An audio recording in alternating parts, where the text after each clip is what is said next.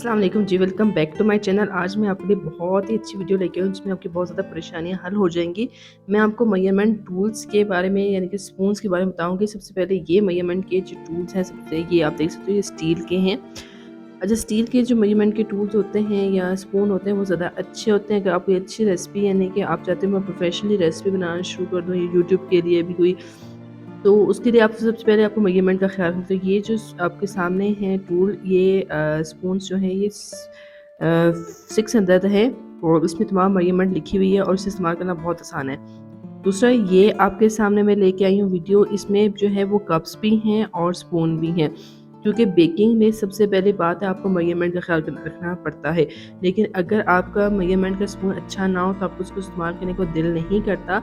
जैसे कि ये भी स्टील का ही है और उसे इस्तेमाल करना बहुत ही आसान है, इसे वॉश करना भी बहुत आसान है। अच्छा, प्लास्टिक के जो होते हैं उनमें चिकनाहट हो जाती है, लेकिन ये जो स्टील के हैं आपके सामने, इनमें चिकनाहट बिल्कुल भी नहीं। कितने फिर और ये वाले जो है ये बहुत ही मुझे अच्छे लगे हैं। ये मैग्नेटिक हैं, यानी कि ये मैग्नेटिक स्टोरेज इसमें है, यानी कि आपको एक ही जगह इन सबको रखना पड़ेगा, बार बार लैदा करने की ज़रूरत नहीं है। इस तरह कि हमें स्टोरेज का मसला होता है तो ये स्पून जो है वो आपके दो तरह के मेजरमेंट कर सकता है, एक लिक्विड को भी और दूसरा सिंपल भी। और ये मेजरमेंट कप है। अच्छा, इसको ये एक तो यूनिक स्टाइल में भी है और इसका मेजरमेंट का टूल जो तरीका वो बहुत ही यूनिक है। जैसे कि आपके सामने है नंबर लिखे हुए हैं, तो आप लिक्विड्स मेजरमेंट कर सकते हैं, आप कोई भी रेसिपी बना सकते हैं। और ये टूल भी मुझे बहुत अच्छा लगता है। आपने बताना इन सबसे अच्छा टूल आपको कौन सा लगा है, ज़रूर बताइएगा। नेक्स्ट वीडियो तक इजाज़त दें, अल्लाह हाफिज़।